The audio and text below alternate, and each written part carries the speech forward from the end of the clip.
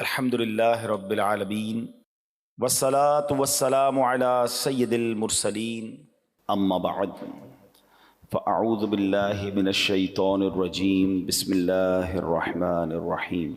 پڑھیے الصلاة والسلام علیک یا رسول اللہ وعلی آلک واصحابک یا حبیب اللہ۔ الصلاۃ والسلام علیک یا نبی اللہ وعلی آلک واصحابک یا نور اللہ۔ درود پاک پڑھنے کے بے شمار فضائل و برکات ہیں۔ کعبے کے بدر الدجا، طیبہ کے شمس الضحیٰ صلی اللہ تعالیٰ علیہ وسلم کا فرمان عالی شان ہے، کل کلام لا یذکر اللہ تعالی فیہ فیبدأ بہ وبالصلاۃ علی فہو اقطع ممحوق من کل برکہ۔ میرے آقا فرماتے ہیں ہر وہ بات جو اللہ پاک کے ذکر اور مجھ پر درود پاک بھیجے بغیر شروع کی گئی وہ ہر برکت سے محروم و خالی ہے۔ ہمیں کوشش کرنی چاہیے جب بھی کوئی بات کرنے لگیں، کہیں کوئی آپ کی کوئی میٹنگ ہے، اللہ کا کچھ ذکر کر لیں، کچھ درود پاک پڑھ لیں۔ آپ کہیں نیکی کا کام شروع کر رہے ہیں، اللہ اور اس کے رسول کے ذکر سے اس کو شروع کریں، اللہ پاک اس کام میں برکت ڈال دے گا۔ آسان طریقہ کیا ہے؟ ہر نیک اور جائز کام سے پہلے بسم اللہ الرحمن الرحیم پڑھیں، اللہ کا ذکر بھی ہو گیا، ساتھ درود پاک پڑھ لیں، الصلاۃ والسلام علیک یا رسول اللہ۔ اب بسم اللہ شریف اور درود پڑھنے میں دیر کتنی لگی؟ میرا خیال ہے 10 سیکنڈ بھی نہیں لگے، مگر اب اس کام میں برکت آ جائے گی۔ گھر سے نکل رہے ہیں تو اللہ کا ذکر کرتے ہوئے نکلیں، درود پاک پڑھتے ہوئے نکلیں، کاروبار پر جا رہے ہیں درود پاک پڑھتے ہوئے جائیں، اللہ کا ذکر کرتے ہوئے جائیں۔ تو ذکر و درود آپ کی زبان پر اگر جاری ہوگا تو نبی پاک نے کیا فرمایا کہ اگر یہ نہیں کریں گے تو وہ ہر برکت سے محروم و خالی ہوگی۔ چاہتے ہیں کہ برکتیں آئیں، رحمتیں آئیں، اللہ رسول کا ذکر جو ہے وہ اپنی زبان پر جاری کر دیں۔ میرے حضور کے صدقے کلام پاک میں بھی خدا نے بھیجی ہے آیت درود پاک پڑھو، دیا ہے حکم خدا نے یہ اپنے بندوں کو، پڑھو نبی پہ بکثرت درود پاک پڑھو۔ سب اولیاء و مشائخ تمام غوث و کتب یہ کر گئے ہیں نصیحت، درود پاک پڑھو۔ ایک بار محبت کے ساتھ درود پاک پڑھ لیں، صلو علی الحبیب صلی اللہ تعالی علی محمد صلی اللہ علیہ وسلم۔ کوشش کرتے ہیں ہم قرآن پاک کی کچھ آیتوں کی تلاوت کرتے ہیں، اس کا ترجمہ سنتے ہیں، اور اس سے جو میسج ملتا ہے، جو پیغام ملتا ہے، وہ سیکھنے کی کوشش کرتے ہیں۔ اللہ کریم قرآن مجید فرقان حمید میں ارشاد فرماتا ہے، پہلا پارہ ہے، سورہ بقرہ ہے اور آیت نمبر ہے 62۔ ارشاد ہوتا ہے بسم اللہ الرحمن الرحیم، ان الذین آمنوا والذین ہادوا والنصارى والصابئین من آمن باللہ والیوم الآخر وعمل صالحا فلہم اجرہم عند ربہم ولا خوف علیہم ولا ہم یحزنون۔ اب اس آیت کا ترجمہ کیا ہے؟ آیت کا ترجمہ یہ ہے، آسان ترجمہ قرآن کنز العرفان، بے شک ایمان والوں نیز یہودیوں اور عیسائیوں اور ستاروں کی پوجا کرنے والوں میں سے جو بھی سچے دل سے اللہ پر اور آخرت کے دن پر ایمان لے آئیں اور نیک کام کریں تو ان کا ثواب ان کے رب کے پاس ہے، ان پر نہ کوئی خوف ہوگا اور نہ وہ غمگین ہوں گے۔ اب یہ بڑا خوبصورت یوں سمجھیے ایک سینیریو تھا، ایک زبردست یوں سمجھیے اس کے پیچھے پس منظر ہے۔ واقعہ ہے ایک ایسے صحابی کا جو تمام صحابہ میں سب سے لمبی عمر جن کو ملی، اور وہ صحابی ہیں حضرت سلمان فارسی رضی اللہ تعالیٰ۔ یاد یہ سب باتیں ہمیں پتہ ہونی چاہیے۔ 250 سال کے قریب آپ کی عمر تھی، اور آپ نے جس طرح اللہ کے نبی کو تلاش کیا ہے نا، جس طرح ایمان ان کو ملا، جس طرح نبی پاک کا ساتھ ملا، جس طرح وہ پیارے آقا کے پاس پہنچے، یہ لمبی داستان ہے۔ اور یقین کریں سیدنا سلمان فارسی کی جب بھی آپ داستان پڑھتے ہیں، سنتے ہیں، تو ایمان ہونا دل میں تو دو باتوں کی اہمیت بڑھنی چاہیے. ایک تو ان سے پیار ہو جاتا ہے کہ کتنی اسٹرگل، کتنی محنت، اتنے سال لگا دیے نبی پاک کو تلاش کرنے میں. دوسرے نمبر پر ایمان کی اہمیت ہے کہ ایمان کی تلاش میں انہوں نے کدھر کدھر سفر کیا. آپ کو پتہ ہے حضرت سلمان فارسی انہوں نے اپنے آپ کو غلام بنا کر بیچ دیا. میں مختصر بیان کر دیتا ہوں کہ ہوا یہ تھا کہ سیدنا سلمان فارسی رضی اللہ عنہ نے بڑی لمبی عمر پائی اور آپ نے سال ہر سال حق کی تلاش کے لیے سفر کیا. اس زمانے میں نبی پاک دنیا میں تشریف نہیں لائے تھے تو ان کو یہ بت پرستی اور کفر پسند نہیں تھا. یہ حق کی تلاش میں جاتے تو وہاں اس زمانے میں بھی کچھ لوگ تھے جو ایمان والے تھے. راہب جس کو کہتے تھے، جو بتوں کی پوجا نہیں کرتے تھے، باطل خداؤں کی عبادت نہیں کرتے تھے، کیونکہ اس زمانے میں تو عجیب معاملہ تھا نا. کوئی آگ کی پوجا کرتا تھا، کوئی ستاروں کی عبادت کرتا تھا، کوئی بتوں کی پوجا کرتا تھا. تو یہ اللہ وحدہ لا شریک کے ماننے والے تھے. تو یہ راہب ہوتے تھے جو تمام لوگوں سے دور ہو کر عبادت کرتے تھے. یہ ان کے پاس چلے جاتے، ان کے پاس بیٹھتے. جب اس کے انتقال کا وقت قریب آتا کہتے اب بتاؤ کس کے پاس جاؤں. وہ کسی اور راہب کے پاس بھیج دیتے. ان کے انتقال کا وقت آتا وہ کسی اور راہب کے پاس بھیج دیتے. اب آخری جو راہب تھا نا، جب اس کے انتقال کا وقت آیا تو آپ نے کہا اب میں کدھر جاؤں. تو اس راہب نے کہا کہ اب میں دنیا میں کسی اور کو تو نہیں پاتا، ہاں اب آخری نبی کے مبعوث ہونے کا وقت ہونے والا ہے. تم ایسا کرو کہ ان کے پاس جاؤ اور ان پر ایمان لانا، ان کی خدمت میں چلے جانا. کچھ نشانیاں بتائی گئیں کہ وہ کہاں ہوں گے. تو پتہ چلا وہ مدینہ منورہ میں ہجرت کر کے آئیں گے. پیسے تھے نہیں مدینے جانے کے لیے. تو انہوں نے کیا کیا، سفر کرتے کرتے کرتے پتہ چلا کہ ایک قافلہ مدینے جا رہا ہے. قافلے والوں کو کہا مجھے مدینے لے جاؤ. کہا پیسے نہیں ہیں، ایسا کرو مجھے غلام بنا لو، میں تمہاری خدمت کرتا رہوں گا، مجھے اس بستی میں لے جاؤ. اپنے آپ کو بیچ دیا اور مدینے پہنچے. پھر بہت وہاں پر باغ میں کھجوریں اٹھاتے تھے اور محنت کرتے تھے، پانی کے ڈول اٹھاتے تھے. آپ کی کمر میں یوں سمجھے کہ بڑی تکلیفیں اٹھائیں. اور آخر کار جناب رسول اللہ صلی اللہ تعالی علیہ وسلم کے پاس پہنچ گئے ہیں. گر پڑ کے یہاں پہنچا، مر مر کے اسے پایا، چھوٹے نہ الہی اب سنگے درے جانان. اب ایمان لے آئے، نبی پاک کی بارگاہ میں حاضر ہو گئے. بڑا عشق والا واقعہ ہے. لیکن اب انہوں نے نبی پاک علیہ الصلوۃ والسلام سے عرض کی کہ حضور میں جب آپ کے پاس آنے سے پہلے کئی ملک شام میں اور کئی ملکوں میں راہبوں کے پاس گیا تھا، بنی اسرائیل کے عبادت گزار تھے. تو یا رسول اللہ ان کا جب ذکر کیا تو نبی پاک علیہ الصلوۃ والسلام نے فرمایا کہ اے سلمان ان کا خاتمہ دین مصطفیٰ پر نہیں ہوا. پھر یہ قرآن پاک کی آیت نازل ہوئی. یعنی یہ جو میں نے آیت پڑھی نا، یہ ایکچولی ان راہبوں کے لیے نازل ہوئی. اب دوبارہ اس آیت کو سنیں.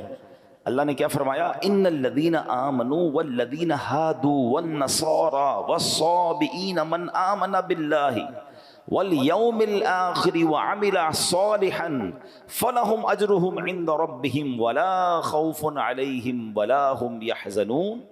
بے شک ایمان والوں نیز یہودیوں اور عیسائیوں اور ستاروں کی پوجا کرنے والوں میں سے جو بھی سچے دل سے اللہ پر اور آخرت کے دن پر ایمان لے آئیں اور نیک کام کریں تو ان کا ثواب ان کے رب کے پاس ہے. ان پر نہ کوئی خوف ہوگا اور نہ وہ غمگین ہوں گے.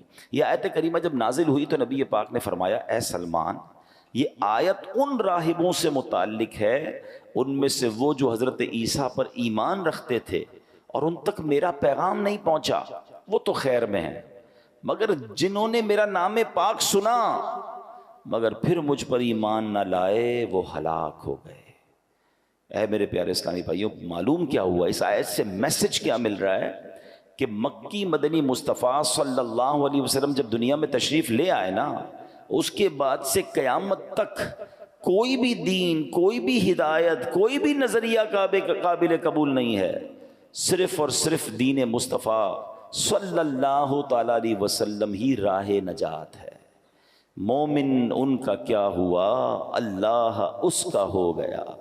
نبی پاک کے دامن کے علاوہ پیارے آقا کی جو کہیں کہ ان کے فٹ اسٹیپ، ان کے نقش قدم، ان کے بتائے ہوئے طریقے کے علاوہ کوئی طریقہ درست نہیں، کیونکہ جو ان کے دامن سے وابستہ ہوگا وہ اللہ کریم کی رحمت کا حقدار ہوگا. کیا خوبصورت بات.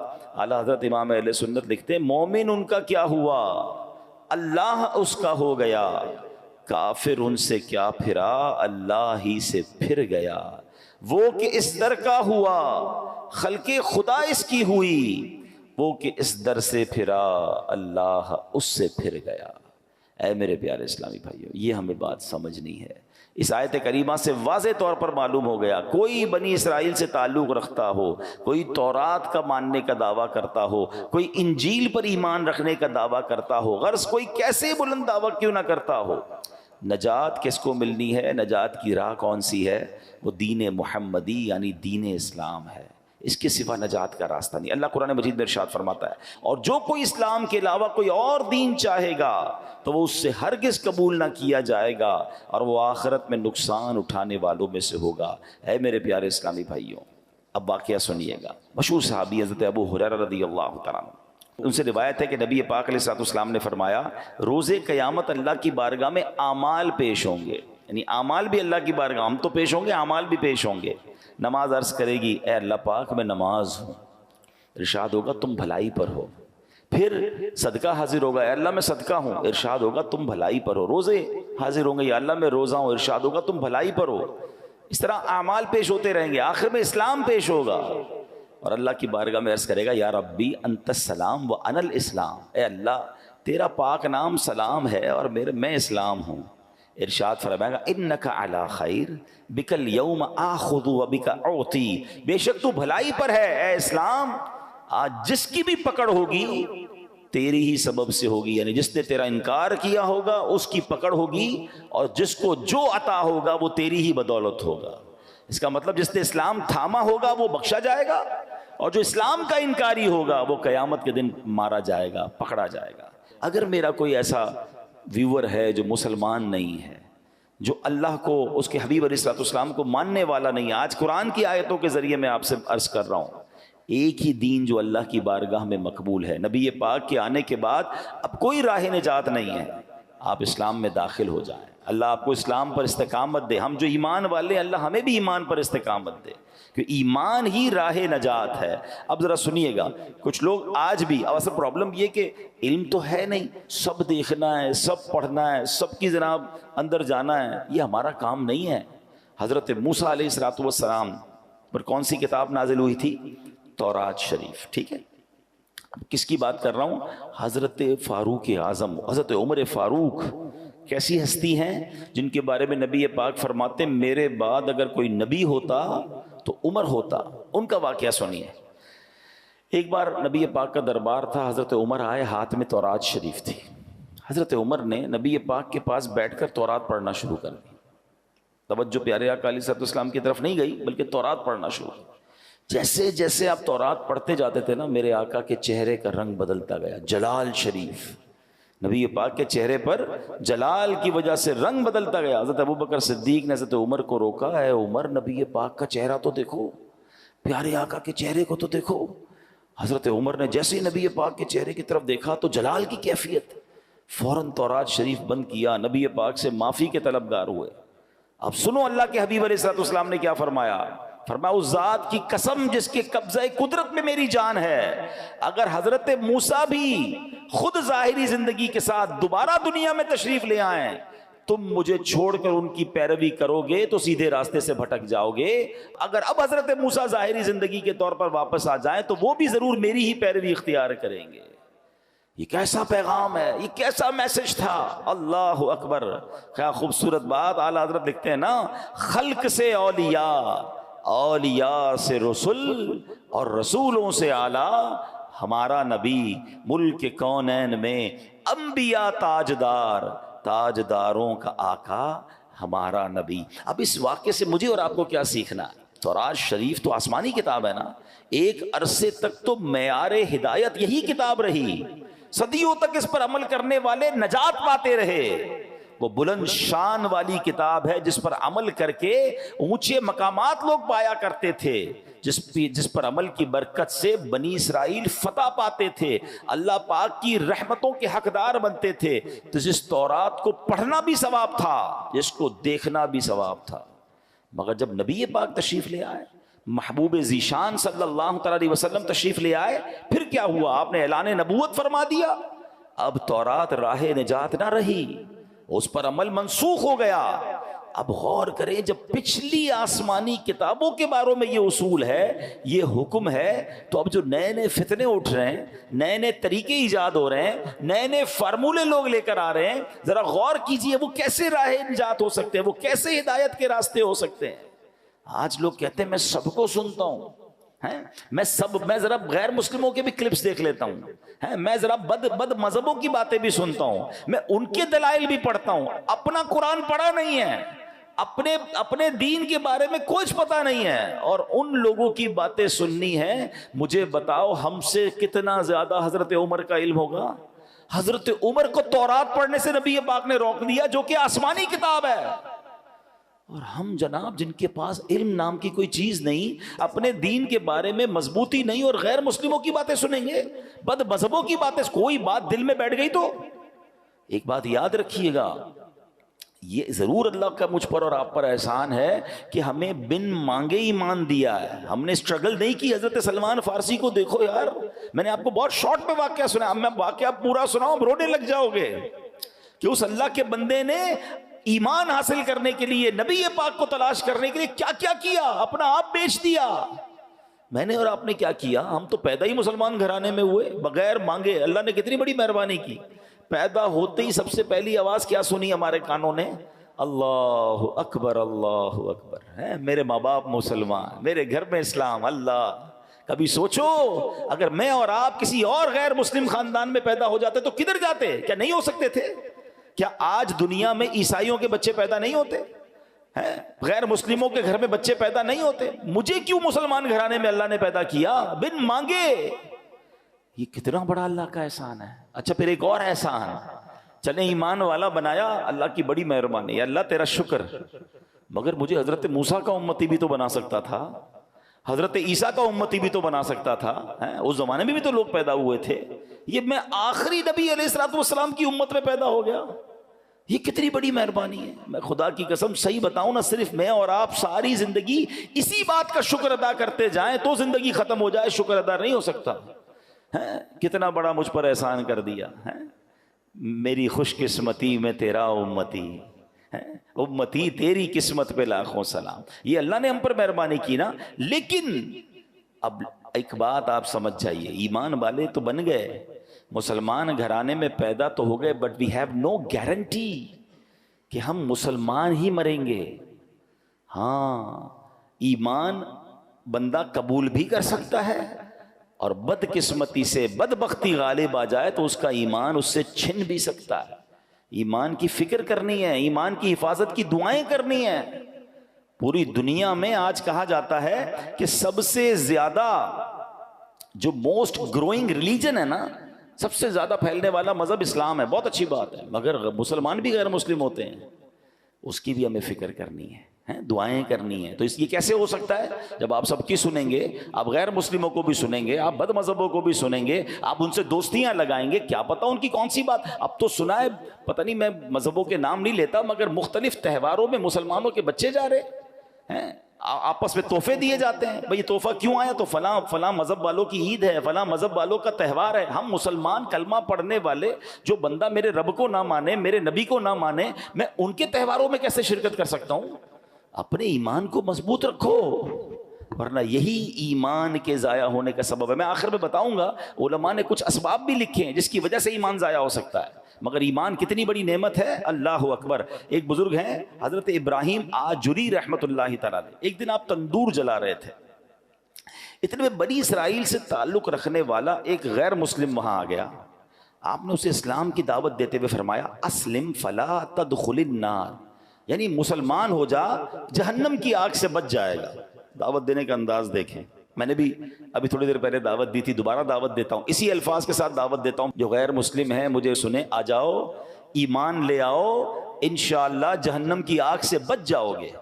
وہ غیر مسلم کیا کہتا ہے کہ جہنم کی آگ کے معاملے میں تو آپ اور میں برابر ہیں، کیونکہ اس نے کچھ قرآن پڑھا ہوا تھا، قرآن کی ایک آیت ہے، اس نے کہا کہ آپ ہی کی کتاب قرآن پاک میں ہے، اللہ قرآن میں فرماتا ہے تم میں سے ہر ایک دوزخ پر سے گزرنے والا ہے۔ تو پتہ چلا جہنم میں تو آپ بھی جائیں گے، میں بھی جاؤں گا، ہم دونوں ہی برابر ہیں، آپ کہتے ہو جہنم سے بچ جاؤ گے۔ اچھا اب یہ آیت کس چیز کے لیے ہے؟ اس آیت کا مطلب یہ ہے کہ پل صراط کے جو پل صراط ہے نا وہ تلوار سے زیادہ تیز ہے، بال سے زیادہ باریک ہے، اور وہ جہنم کے اوپر بنا ہوا ہے. ہر بندہ گزرے گا، مسلمان بھی گزرے گا، غیر مسلم بھی گزرے گا. انشاءاللہ ایمان والا خیر سے گزر جائے گا، کافر کٹ کے جہنم میں گر جائے گا. فرق یہ ہے، گزرنا تو ہے. اب ان بزرگ نے جب یہ آیت سنی نا، اللہ والے تھے، ایمان والے تھے، انہوں نے کہا اچھا ایسا کرو، ذرا اپنی چادر دو.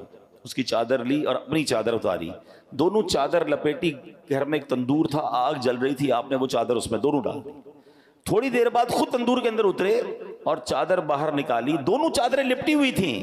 غیر مسلم کی چادر جل کر راکھ ہو گئی، ان کی چادر ویسی سلامت. خود تندور میں اترے، واپس آئے، آگ نے اثر نہیں کیا. کہ یہ فرق ہے، آگ میں غیر مسلم بھی جائے گا، ایمان والا بھی جائے گا.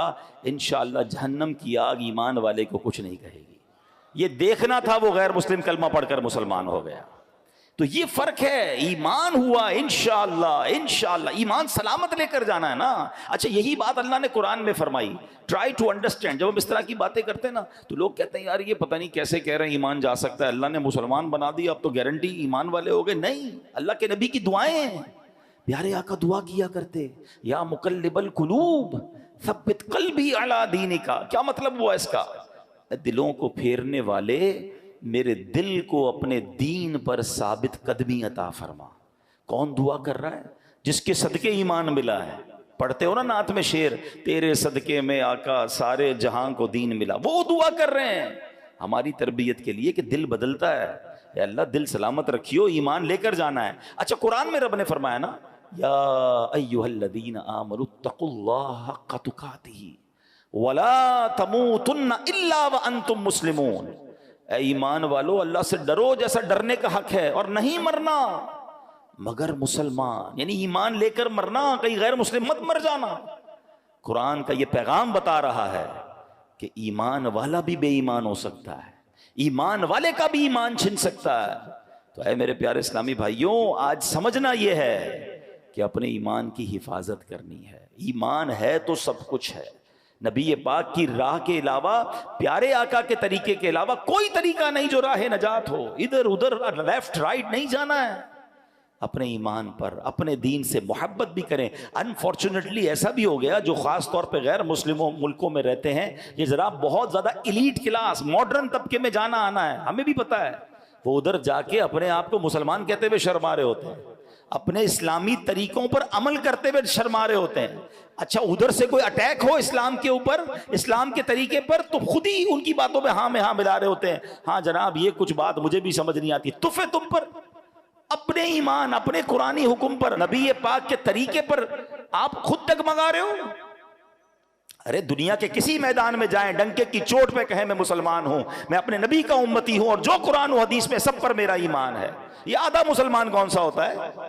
اسلام میں پورے داخل ہونا ہے اور اس پہ فخر کرنا ہے، اس پہ شرمانا نہیں.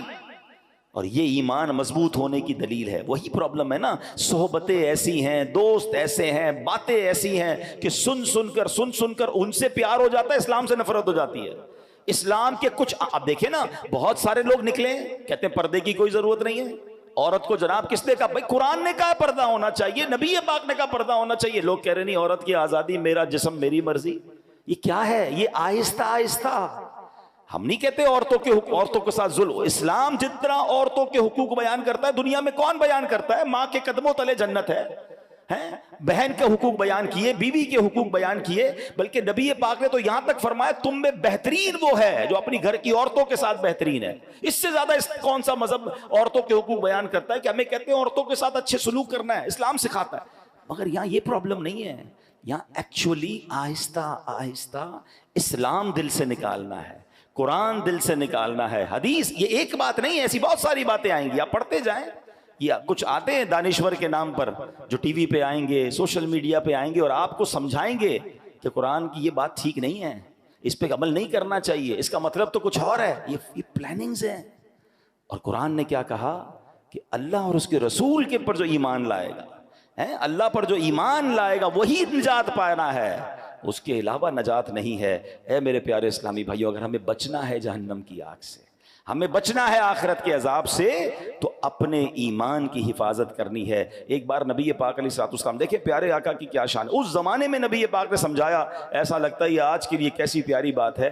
پیارے آقا نے ایک سیدھی لکیر کھینچی، پھر ایک رائٹ سائڈ پہ لکیر کھینچی، اور پھر لیفٹ سائڈ پہ خط لکیریں بنائیں، اور پھر درمیان والی لکیر پر ہاتھ رکھ کر کیا فرمایا، دائیں بائیں والی لکیروں پر فرمایا ہذہ سبل الشیطان، یہ شیطان کے راستے ہیں، اور درمیان والی لکیر پر فرمایا وَأَنَّ هَذِي صِرَاطِي مُسْتَقِيمًا فَاتَّبِعُوهُ، اور یہ کہ یہ میرا سیدھا راستہ ہے تو اس پر چلو۔ قرآن کی آیت تلاوت کر کے سمجھایا کہ سیدھا راستہ اللہ اور اس کے رسول کا راستہ ہے، دائیں بائیں یہ عجیب عجیب راستے آتے رہیں گے جس سے اپنا ایمان بچانا ہے۔ سیدی اعلیٰ حضرت نے تو بہت پہلے لکھا تھا، فرماتے ہیں جان دے دو وعدہ دیدار پر، نقد اپنا دام ہو ہی جائے گا، سائلوں دامن سخی کا تھام لو، کچھ نہ کچھ انعام ہو ہی جائے گا، مفلسوں ان کی گلی میں جا پڑو، باغ خلد اکرام ہو ہی جائے گا۔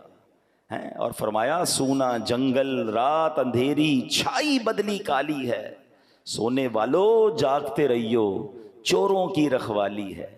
یعنی دین سکھانے کے نام پر لوگ آ کر ایمان پر حملے کر رہے ہوتے ہیں۔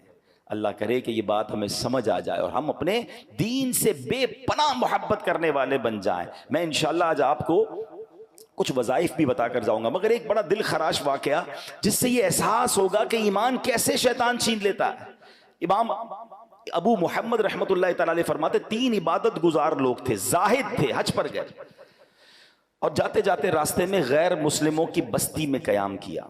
اب ان تینوں میں سے ایک کی نظر ایک غیر مسلم لڑکی پر پڑی جو بڑی خوبصورت تھی، اس اوس کی طرف اس کا دل مائل ہو گیا۔ پہلے کے زمانے میں قافلے اونٹوں پر گھوڑوں پر بہت لمبا سفر ہوتا تھا، اب صبح ہوئی تو سفر کا وقت ہے، اس نے کہا دونوں کو کہ تم جاؤ میں ذرا پیچھے آتا ہوں۔ وہ دونوں تو حج پہ روانہ ہو گئے، یہ بندہ اسی بستی میں رک گیا، اس عورت کی طرف اس کا دل آ گیا، عورت سے اس نے بات کی کہ میں تم سے شادی کرنا چاہتا ہوں۔ تو عورت نے کہا کہ میرے والد سے بات کرو، والد کے پاس گیا، والد نے کہا اس کا مہر دو۔ کہا مہر کیا ہے؟ کہا مہر بہت بھاری ہے۔ کہا بتائیے میں مہر دے دوں گا۔ کہا مہر یہ ہے کہ تم غیر مسلم ہو جاؤ، تم اسلام چھوڑ دو۔ اس بدبخت نے اس لڑکی کے عشق کے چکر میں اپنا دین چھوڑ دیا، جو عبادت گزار تھا، حج کو جا رہا تھا۔ ٹرائی ٹو انڈرسٹینڈ کدھر جا کر ایمان گیا اس کا، حج کے راستے میں شیطان نے ایسا حملہ کیا کہ وہ غیر مسلم ہو گیا۔ اچھا وہ شادی بھی ہو گئی، اب وہ دوست حج کر کے واپس اسی راستے سے آئے کہ وہ دوست کدھر رہ گیا، حج پہ ہی نہیں آیا۔ واپس آئے، ڈھونڈتے ڈھونڈتے پتا چلا کہ وہ بندہ تو غیر مسلم ہو گیا تھا، مگر اس دوران اس کا انتقال بھی ہو گیا، یعنی بے ایمانی کی موت مرا۔ قبر پر گئے، وہاں دیکھا تو 2 بچے بھی تھے، اس کی بیوی تھی، سب رو رہے تھے۔ تو بیوی سے جب داستان سنی تو یہ بھی 2 دوست تھے، رونے لگے کہ ایسا ہو گیا، اس کا ایمان ہی چلا گیا، بے ایمان مر گیا۔ عورت نے پتہ کیا بتایا؟ تو عورت نے کہا آپ کیوں رو رہے ہیں؟ کہا ہم اس کی عبادت کے گواہ ہیں، اس کے زہد اور تقوی کے گواہ ہیں، یہ بڑا نیک تھا، بڑا عبادت گزار تھا، ہمیں افسوس یہ اس کا ایمان چلا گیا۔ اللہ کی شان دیکھو، جب اس عورت نے اپنے سابقہ شوہر کی عبادت و تقوی کے بارے میں سنا، وہ عورت کلمہ پڑھ کر مسلمان ہو گئی۔ ہائے ہائے ہائے، یہ اللہ کی خفیہ تدبیر ہے کہ جس عورت کی وجہ سے اس نے ایمان ختم کیا وہ عورت مسلمان ہو گئی، مگر اس عبادت گزار کا خاتمہ ایمان پر نہیں ہوا۔ ہم اللہ سے آج کے دن اس کے گھر میں بیٹھ کر دعا کرتے ہیں، اللہ ہمارے ایمان کی حفاظت رکھنا، اے اللہ ہمیں مرتے وقت کلمہ نصیب فرما، ہمیں برے خاتمے سے بچا، اے اللہ جب قبر میں جائیں اللہ ایمان سلامت لے کر جائیں۔ یہ دعائیں کرتے رہیں، مال سلامت رہے، کاروبار سلامت رہے، بچے سلامت رہے، پتہ نہیں کتنی دعائیں کرتے ہیں۔ میں نہیں کہتا نہ کرو، مگر ایمان کی بھی تو دعا کرو نا، سب سے بڑھ کر تو ایمان ہے، وہ ہماری دعاؤں میں ہی نہیں ہے۔ اب آخر میں آئیے، ایمان سلب ہونے والے وہ کچھ کام جس کی وجہ سے ایمان سلب ہو سکتا ہے، وہ کیا ہے؟ حضرت بعض علماء فرماتے ہیں برے خاتمے کے 4 بڑے اسباب ہیں۔ نمبر 1، نماز میں سستی۔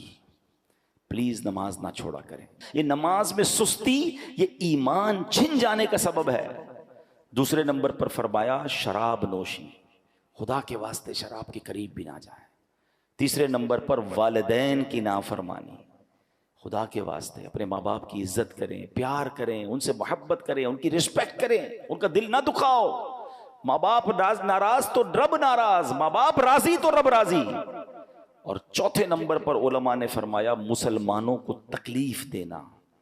کچھ لوگوں کی بڑی عجیب عادت ہوتی ہے، آلویز تکلیف ہی دیتے ہوتے ہیں، طنز کریں گے، گالیاں دیں گے، جھگڑا کریں گے، پڑوس میں ہے تو پڑوسی کو تکلیف، رشتہ دار میں ہے تو رشتہ داروں کو تکلیف، کاروبار کریں تو کاروباریوں کو تکلیف، جدھر جائیں ٹینشن۔ نہ کرو ایسا۔ یہ حقوق العباد کا معاملہ، ایک تو اس کے گناہوں کا انبار آپ پر لگ رہا ہے، دوسرا اللہ نہ کرے ایمان ہی ختم نہ چلا جائے ہمارے ہاتھ سے۔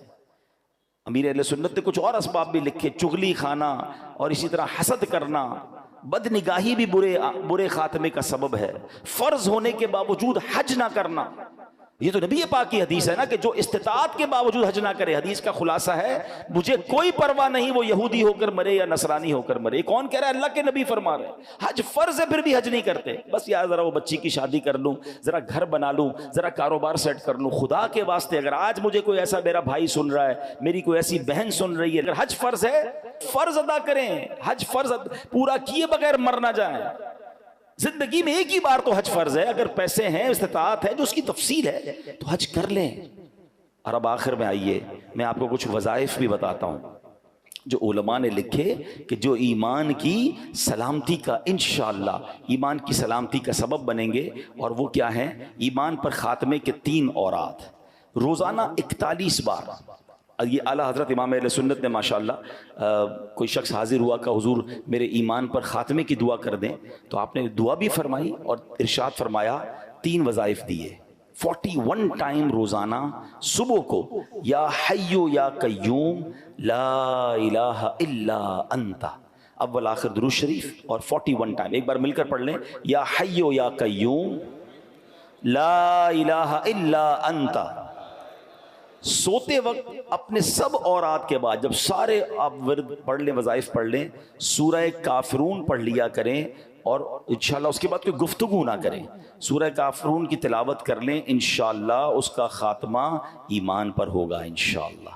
اچھا، پھر 3 بار صبح و شام ایک اور دعا ہے جس کا ورد کرنا ہے، اللہم انا نعوذ بک من ان نشرک بک شیئا نعلمہ ونستغفرک لما لا نعلم۔ انشاءاللہ یہ بھی پڑھیں گے تو اللہ نے چاہا ایمان پر خاتمہ ہوگا۔ اور بار بار کلمہ پاک پڑھتے رہا کریں۔ بڑا پرابلم ہے جناب، مرتے وقت سب کی تمنا ہے کہ اللہ مرتے وقت زبان پر کلمہ جاری ہو، مگر پورا مہینہ گزر جاتا ہے کلمہ نہیں پڑھتے۔ بھائی زبان کلمے کی عادی ہوگی تو مرتے وقت کلمہ نصیب ہوگا نا۔ تو میں بھی نیت کروں، آپ بھی نیت کریں، کم از کم روز کی ایک تسبیح لا الہ الا اللہ محمد الرسول اللہ۔ افضل الذکر کہا گیا، سب سے افضل ذکر نبی پاک نے پتہ ہے کیا فرمایا؟ افضل الذکر لا الہ الا اللہ۔ تو پورا کلمہ پڑھتے رہا کریں۔ اللہ مجھے بھی عمل کی توفیق عطا فرمائے، آپ کو بھی نصیب فرمائے، اللہ پاک ہمیں عمل کرنے کی توفیق عطا فرمائے، آمین بجاہ النبی الامین صلی اللہ علیہ وسلم۔